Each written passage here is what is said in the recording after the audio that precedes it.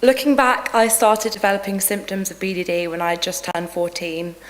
At school, I became paranoid of the other children looking at me. Every whisper, every snigger, every laugh, which in secondary school happens quite a lot, was directed at me, in my mind anyway. I would look down whilst walking around the school. I recall there being these huge windows in one area of the school, and any time I walked past them, I had the overwhelming compulsion to stare in them, checking my reflection for mistakes. Every toilet trip resulted in a specific routine of checks to ensure my face looked okay, my skirt wasn't tucked into my knickers, I had no toilet paper on my shoe, etc., etc. Anything to avoid the possibility of humiliation later. This was also the beginning of a very long ordeal with makeup. I started self-harming at a similar time. I didn't understand why I was doing it or any of the other peculiar rituals I'd developed at first. I didn't even know I was doing them because of my appearance at the time. I truly believed it was normal to not just dislike your face and body, but despise it and will it to be different with every ounce of your energy. I thought it was normal to hate yourself to the point of deserving pain and suffering. My mood became very low, and one day I stopped going to school. At the start, my family and I viewed my days off as feeling a bit under the weather or teenage angst. Little did I know it was the beginning of a 5-year jail sentence. Days turned to weeks. I stopped leaving the house. I stopped getting out of bed unless it was to sit in front of a mirror and gaze for an hour or two at every flaw, every blemish, picking and scraping at my skin until it bled and I was crying. My self-harming got worse and I stopped being able to function. My mum had to make me every drink and every bit of food. I didn't wash. Actually, I couldn't wash. I was super glued to my bed, not able to do anything. It was an endless torment. My family could tell I was deeply unhappy. I got referred to CAMS, which I don't want to put anyone off seeking help from CAMS, but they didn't particularly help me to recover. I saw CAMS for family therapy, which is probably the issue, for a number of months. Long story short, still undiagnosed, my disorder began to get worse. I developed depression resulting from my BDD and began to have suicidal thoughts every moment of every day, including in my dreams. CAMS refused to prescribe antidepressants despite my opening up to them about these suicidal thoughts, telling me that I wasn't depressed and that I was struggling to cope with my mum's past diagnosis of breast cancer. Hopeless, my mum, dad and I made our way to CAMS every couple of weeks when I managed to get out of bed and out of the house. It wasn't helping and I felt belittled by the social workers we'd been seeing. My BDD was extremely debilitating. I did not attend school for a total of 5 years, which is about a quarter of my life so far. In that time, I also barely left the house. I missed out on sixth form prom, I missed out on family members' birthdays, I missed out on parties, I missed out on holidays, I missed out on my education, I missed out on going to university with all of my friends, I missed out on cinema trips, shopping trips, almost everything that everyone else did in those 5 years. Perhaps more harrowing than missing out on all these things is what I did instead of these things. I stayed in bed, sleeping, watching TV, crying, and thinking over and over in my head how ugly and disgusting and worthless I was, how I didn't deserve to be alive, how everyone would be better off without me. BDD is not merely low self-esteem or vanity or a dislike of one's appearance. BDD is a demon that imprisons the person you once were and saps every joy, every happiness, and everything you love from life. But it can be overcome, which is where my story continues. I remember typing, "I'm so ugly, I want to die," into a Google search. I often use Google in relation to my struggles, from researching plastic surgery to researching suicide. Along with many other links, I was presented with a link to the BDD Foundation website. I clicked on it. I was presented with a list of symptoms: avoidance of social situations, obsessive mirror checking, mirror gazing, using hair or clothing to disguise or cover flaws, excessive makeup use, excessive skin product use, skin picking. The list is literally endless. I showed it to my mum and we both agreed it described me almost exactly. I finally had some sort of explanation, whether I believed it or not, for the way I was feeling. The tricky thing with BDD is that in order to have it, you almost have to not believe that you have it.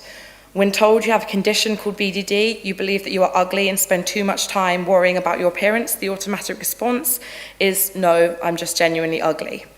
So when presented with the BDD Foundation webpage, I could relate to all the behaviours and rituals that were mentioned, but I didn't believe I had BDD. By this time, my parents had reached a point of desperation and had begun to invest money on private CBT therapy, whilst also spending a lot of time reading articles, scouring the internet and buying books relating to BDD. My mum had come across an article in which the Maudsley had been mentioned as a place specialising in the treatment of BDD.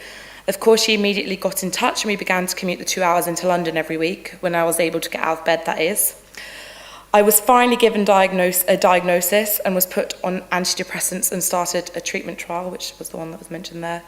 The first time I went, I admitted for the first time to anybody that my main concern with my appearance is my nose, with skin, hair, body shape, and others following on the list. I was so fearful of saying the words out loud that I even had to write it down on a piece of paper. It was a weight off my chest. Treatment began well, and I progressed slowly but surely. This didn't last. The severity of my BDD, mixed in with the fact that I'd gotten into a very manipulative and controlling relationship, led to a relapse. I realise now that I'd not been fully committing to therapy the whole time. As a person suffering with very severe treatment-resistant BDD, I was given a place by the incredible Professor David Veal at the North London Priory to receive treatment as an inpatient.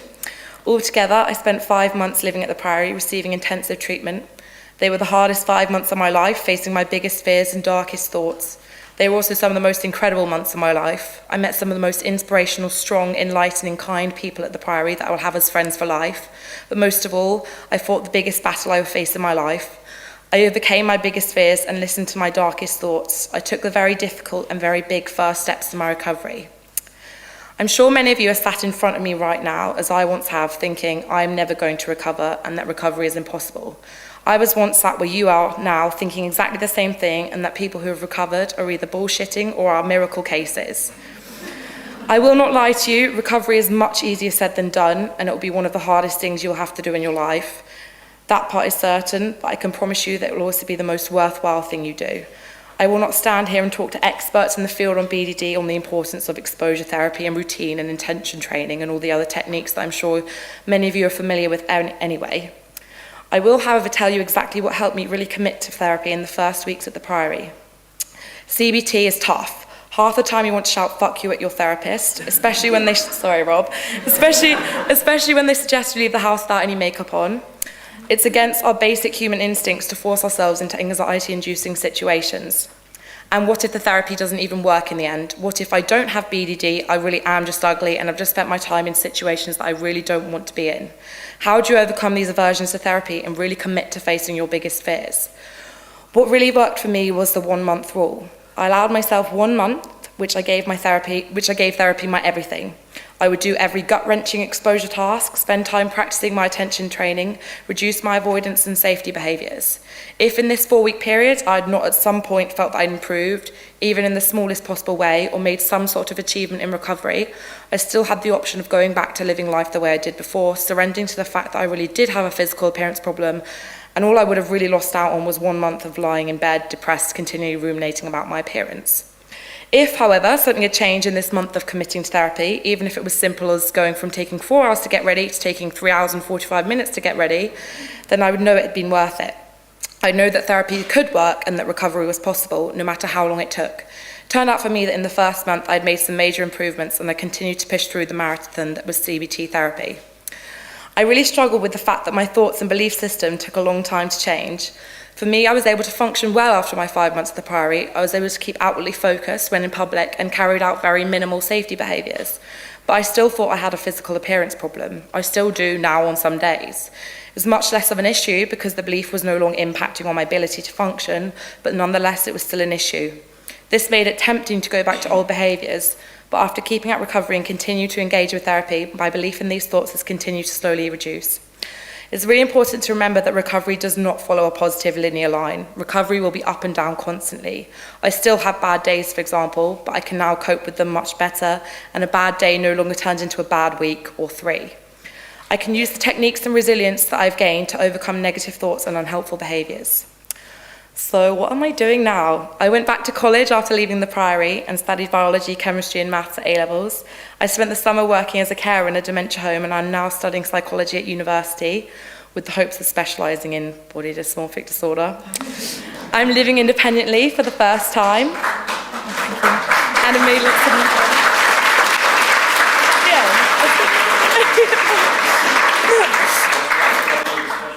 Oh, thank you. I thought you were trying to cut me short. I'm living independently for the first time and have made lots of new friends, something I would have thought impossible a few years ago. I've joined the university rowing team and I'm training with them regularly. Earlier this year, I also took part in a documentary for the BBC that was focused around body image and society's perception of beauty. So this was one of the hardest and biggest steps I took in my recovery, and I sometimes question my sanity when I think about why I decided to do it, especially considering I was on national television with no makeup on whatsoever, which is a difficult challenge for most normal people, let alone someone who has suffered from BDD. The reason I chose to do this was to increase awareness about this horrible disorder. I only found out that body dysmorphic disorder existed from a Google search and by watching the Too Ugly for Love documentary. If this documentary can do for just one other person what that did for me, then all the anxiety and fear that it caused will be more than worth it. No one had predicted what would follow on from the documentary. There was media coverage of BDD, if slightly ignorant at times, in many of the major newspapers and even worldwide articles. I was asked to go on this morning with my mum and face some rather misinformed and insensitive questioning, but I'm so proud of what I've achieved in terms of both personal recovery and for raising awareness. I was lucky enough to not have had to make this journey alone. I'm forever grateful to the support that my family, in particular my mum, my priority friends and other friends have given me throughout. I probably wouldn't be here without them, so here's a thank you to them that will never be big enough.